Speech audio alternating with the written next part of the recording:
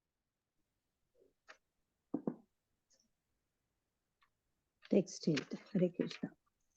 The gigantic universal form of the Supreme Lord is the first incarnation and planetary portion of the Supreme Super Soul. He is the self of an unlimited number of living entities, and in him rests the aggregate creation which thus flourishes. Text 9.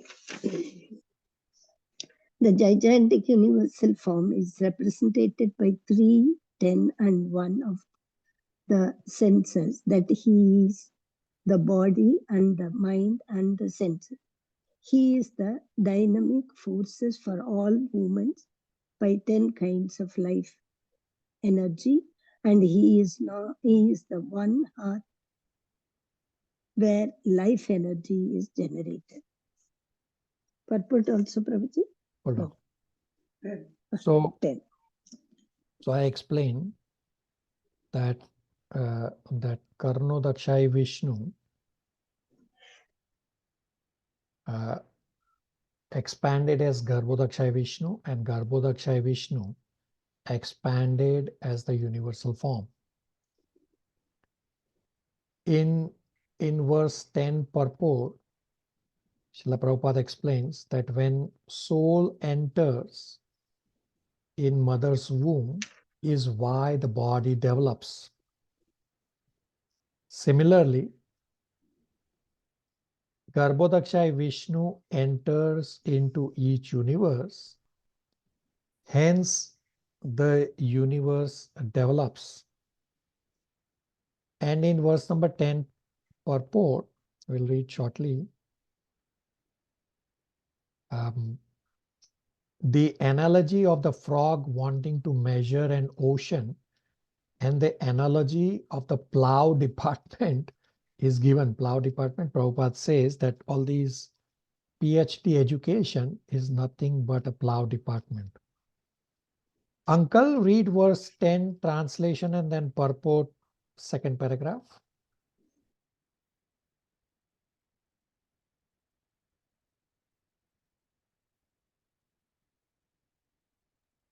Hare Krishna.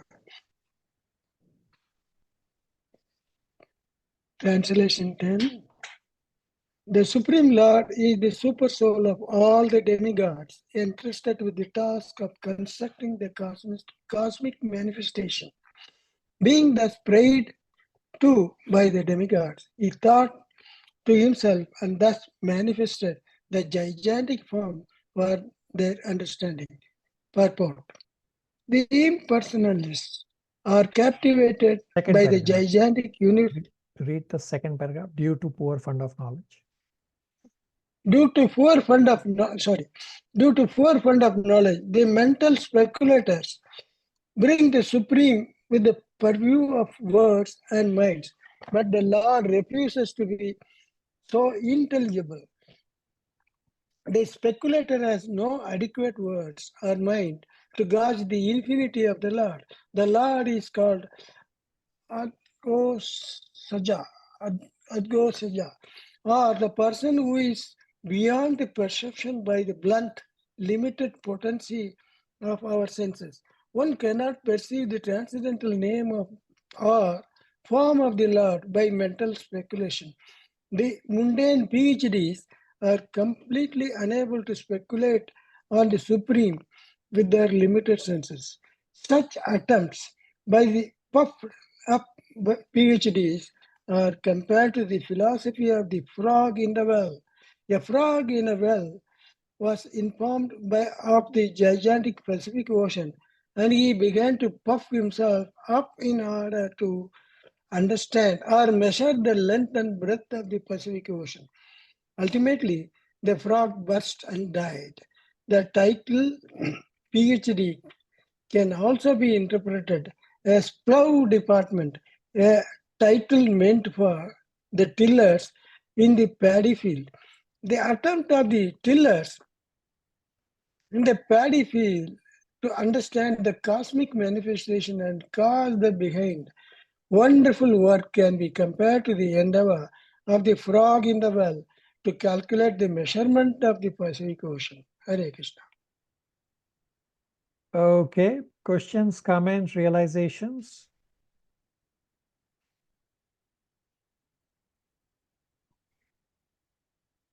Okay. So part 2 is verses 11 to 26, manifestation of different demigods from the universal form. These 15 verses from 12 to 26 describe when the different organs are generated in universal form and which demigod will reside along with its sense organ, and what is the sense object or the action of that sense organ. So I have undivided attention. I'm going to give you this exercise. I will first explain verse number 12, and then I will assign all of you 1 or 2 verses for each of you to prepare from the translation and the purport. Only some of them have purport. And then you will explain your respective verses as to what goes on the chart for your respective verses.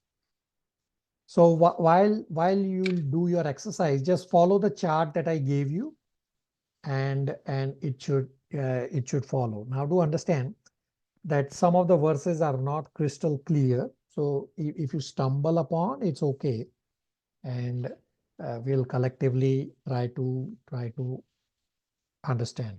So I will read verse number 11, and then I will also explain verse number 12, and you can populate your chart. So verse number 11 is straightforward, where Maitreya Muni is saying that I will now explain to you all these elements in the next 15 verses. So verse number 11 is, Maitreya said, "You may now hear from me how the Supreme Lord separated himself into the diverse forms of the demigods after manifestation of the gigantic universal form."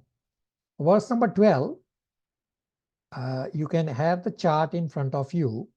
So I gave you a chart with 5 columns. The first column is verse number. The second column is gross sense organ. Third column is controlling deity. Fourth column is subtle sense organ. And the fifth column is activity. So as we read through the verses, we'll populate all of these columns. So I will read verse number 12. Verse number 12 says, Agni or heat separated from his mouth, and all the directors of material affairs entered into it in their respective positions. By that energy, the living entity expresses himself in words. So if you take this translation number 12 and populate on the chart. So the chart, the first column verse is verse number 12. Gross sense organ is mouth. Controlling deity is Agni or fire. Subtle sense organ is voice. And activity is express oneself in words. So now if you read verse number 12 again by yourself together with the chart, and you tell me if you all are able to follow, and then I can assign you verses for you to do the exercise. Yes, Prabhu. Yes, Prabhu. Everybody able to follow? Yes, Prabhu. Yes, Yes, Prabhu. Prabhu. Yes, Prabhu.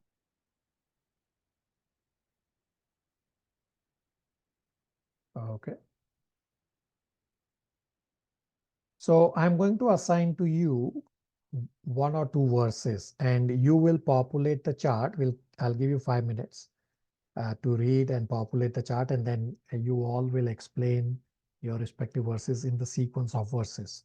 Mother Chandra Aunty, verse number 13. Uncle, verse number 14.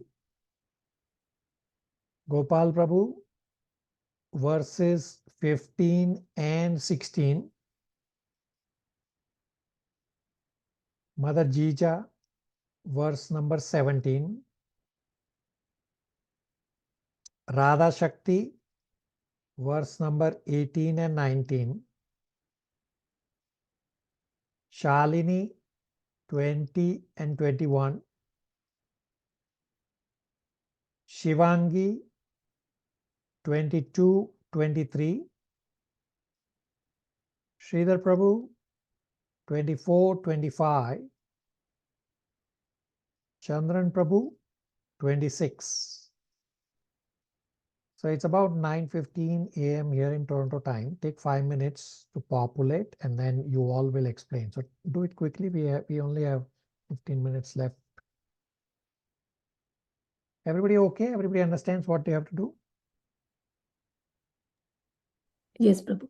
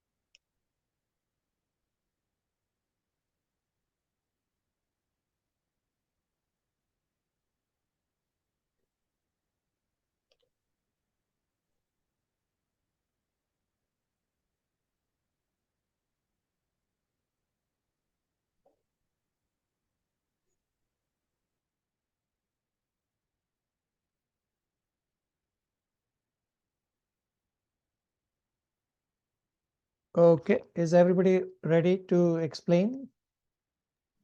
Yes, Prabhuji. Yes, Prabhu. Okay, Mother Chandranti, verse number 13. Verse number 13, the gross sense organ is the mouth. Controlling deity is Varuna. Subtle sense organ is the tongue. Activity is to facilitate to taste everything. Okay, so correct points except the gross sense organ. So if you read verse number 13, and I will give the correct points and you all can populate. So it says gross sense organ is palate. Controlling deity is Varuna. Subtle sense organ is the tongue. And activity is to taste everything. Everybody with me?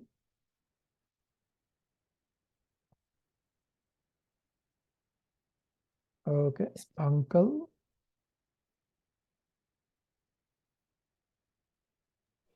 Verse 14, the gross sense organ is nose, controlling deity the Lord. Subtle sense organ, 2 nostrils. Activity, Ashwini Kumaras enter. Okay, so not correct. Let me explain properly.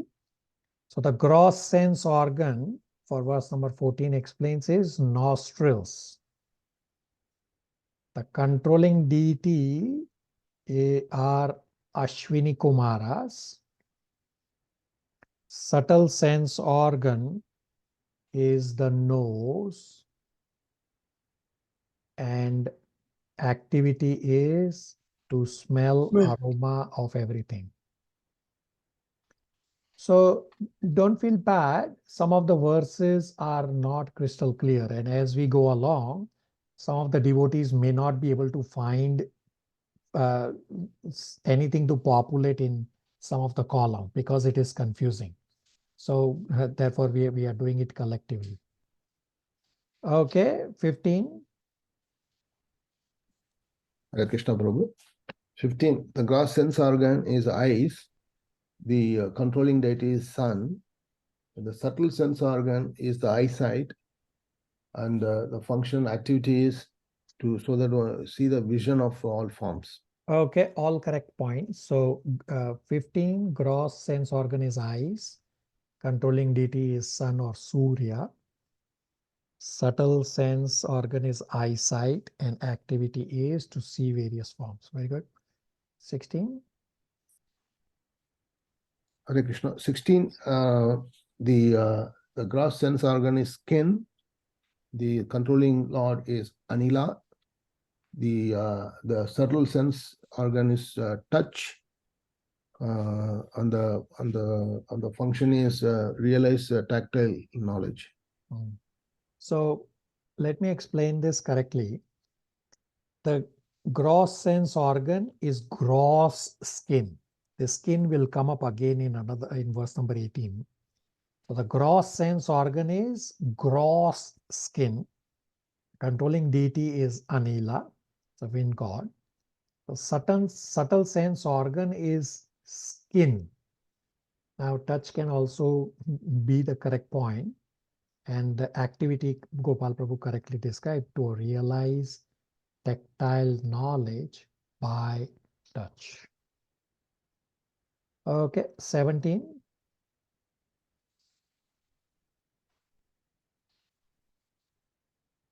Prabhuji, controlling sense organ is ears. The deity is Drishyam. The sense organ, subtle sense organ is hearing or sound, and the activity is important source of knowledge. Okay, so that controlling deity for this verse number 17 is not clearly understandable from the translation, but Mother Jija did a very good job. So 17, gross sense organ is ears. The controlling deity is Dik Devata. So this is not clearly in the verse, but I can relay from what I have heard from acharyas in disciplic succession. Subtle sense organ is hearing principle, and activity is to hear different sounds.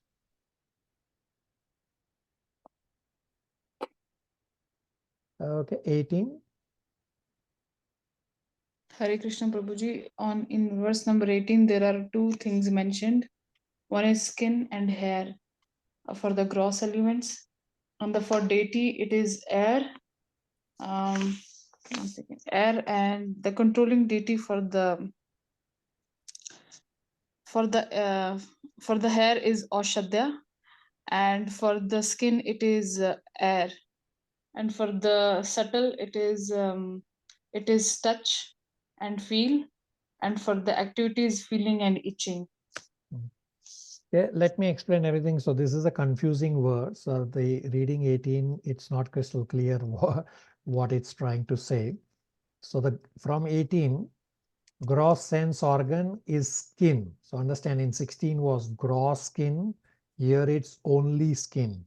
I don't really know the difference, that the purports and verses don't really explain the difference. So we'll just have to take what it's saying. The gross sense organ from 18 is skin.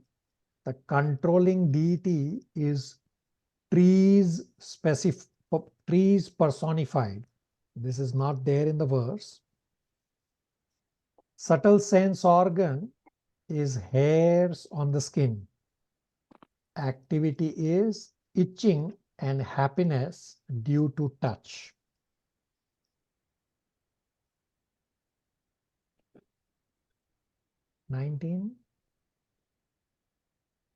Number 19, it's genitals. Gross is genitals. Deity is Prajapati, and subtle is semen, and activity is sex pleasure. Okay, so all correct answers. So 19, gross sense organ is genitals. Controlling deity is Prajapati.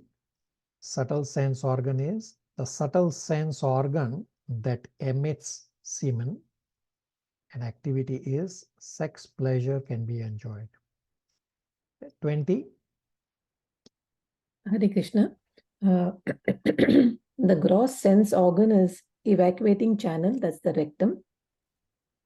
Controlling deity is Mitra. The subtle sense organs, I'm not 100% sure, I've written partial organs for evacuation, and the activity is passing stool and urine. Okay, so all correct answers. So 20 is gross sense organ is evacuating channel. Controlling deity is Mitra. Subtle sense organ is the organ of evacuation. Activity is can pass stool. 21. 21. The gross sense organ is hands. Controlling deity is Indra. And subtle sense organ, I'm not on my own, I've written Prabhu, nerves, muscles, may be wrong. Activity is transaction of business for livelihood. Okay, so this verse is again confusing, and Shalini got rightly confused on the subtle sense organ. So I will explain. So 21, gross sense organ is hands. Controlling deity is Indra. Subtle sense organ is hands which perform buying and selling. Activity is transact business for one's livelihood. 22. Gross sense organ is legs. Controlling deity is Vishnu, not the Supreme Personality of Godhead. Subtle sense organ is movement.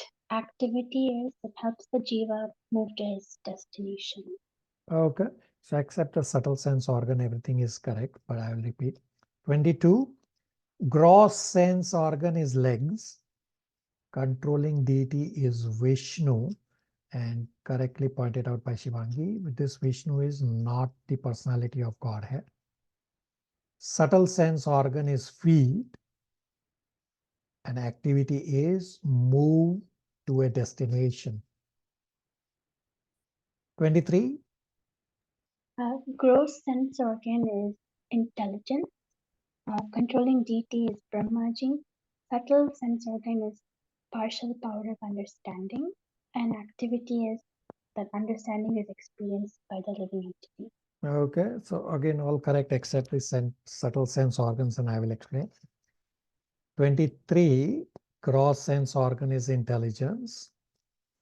Controlling deity is Brahma, Lord of Vedas. So this is not necessarily the Brahmaji that we know of, although it doesn't explain anything more about this. So I wouldn't call it Brahmaji.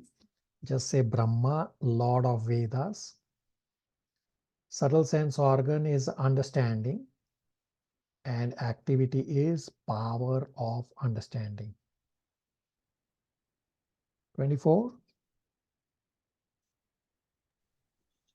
Hare Krishna Prabhu. Gross sense organ is heart. Controlling deity is moon. I didn't get the subtle sense organ, Prabhu. Activity is conduct mental activity, Prabhu. Okay, very good. Correct point that subtle sense organ for 24 is again not very easily known, decipherable from the verse, and I will explain. For verse 24, gross sense organ is heart, the seat of the mind. Controlling deity is moon or Chandra. Subtle sense organ is mental activity. And activity is can conduct mental speculation. 25. I didn't get the gross sense organ, Prabhu. The controlling deity I got it as Rudra, and the subtle sense organ as mind, and the activity is objective of the body and mind. Okay, again a confusing verse, and I will explain. So, Srila Prabhu, thank you for honestly saying you didn't get it. No, I already said it's not there. Some of the verses, and Srila Prabhu got 2 of them from the 2. So 25, gross sense organ is material ego. Controlling deity is Rudra, incarnation of Shiva. Sense organ is partial activity. Activity is self-identification, transaction of objective action. 26, last verse for the day. Hare Krishna Prabhu. I could specifically find out only the activity, that is to conceive specific knowledge. The rest and all I'm not able to gross this because there is no purport in it. I'm not able to find out. Okay, so let me explain, and thank you again for honestly saying yes, it is definitely confusing, and that's why we are doing the exercise together. So verse 26, gross sense organ is consciousness. Controlling deity is total energy, Mahat Tattva. Subtle sense organ is the conscious part, meaning chitta. And activity is able to conceive specific knowledge.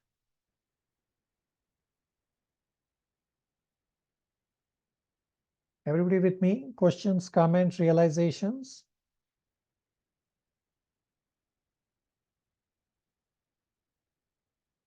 Okay, let me give you homework. We are just past 9:30 a.m. here. Prabhuji, I want to seek a clarification.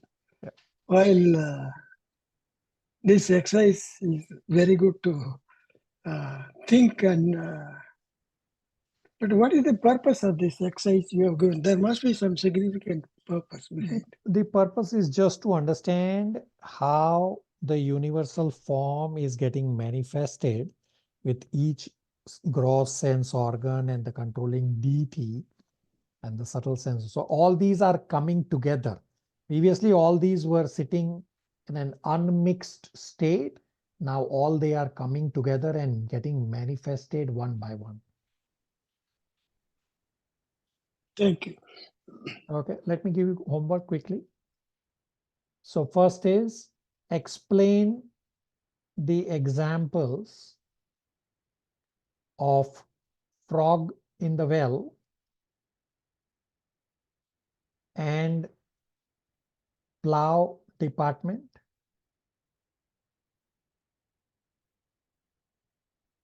Comes from verse number 10.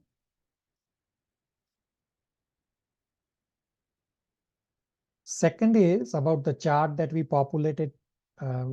So each one of you read your respective verses. So now I want all of you to read all the verses together with the chart. So the homework number 2 is read Canto 3, Chapter 6, verses 12 to 26 together with the chart.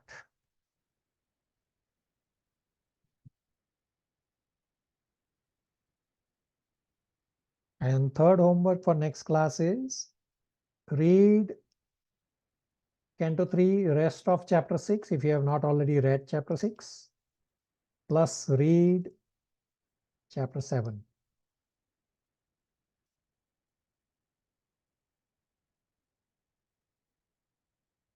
Last point on the screen, Mother Jija made a drawing for all of us. Some of you already saw this from yesterday's class. So Mother Jija, those of you who attended, so I want to explain what Mother Jija is drawing here.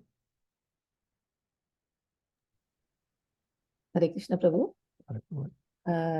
We were there in the class yesterday, so we had the, we could see this. It's explaining, the mother is wishing us Happy New Year. At the same time, she's saying, like in the pond, where we can see in the pond. Ocean or pond. Okay, ocean or pond, we can see that the various ways of how we can associate with the Lord. It's the Japa group, then we have the Bhakti Vriksh, different Bhakti Vriksh groups, and the Krishna book reading Prabhu. So how we can all have devotee association and engage in our devotion. Okay, very good. Yeah, so Gopal Prabhu is right. Mother Jija is saying, you all are swimming in devotional ocean at the lotus feet of Shri Radha and Krishna. And even Okay. in day and night also, Prabhu. Yeah. Throughout the day. Yeah. Wonderful. So you can make, again, Mother Jija is wishing New Year, Happy Krishna conscious New Year to everyone. So all those who have dropped off from the Japa group can restart, or if you are not there, you should join. And all those who are not there on the Krishna book or have dropped off can restart or join the Krishna book by connecting with Shalini Gopal Krishna. Take a snapshot of and connect with Mother Jija. Thank you. Prabhuji, many thanks for the excellent year of learning 2023. We look forward to better learning in 2024. Yeah, so it is We your wish everyone a lifetime happiness and more of learning Krishna Katha. Thank you. yeah, so it is all of your dedication for coming week after week after week for all these classes. Okay, so we just passed 9:30 here in Toronto time. Are we okay to stop here? Thank you. Thank you, Prabhu. Hare Krishna, Krishna, Prabhu. everybody. Hare Krishna. Prabhuji. Hare Krishna.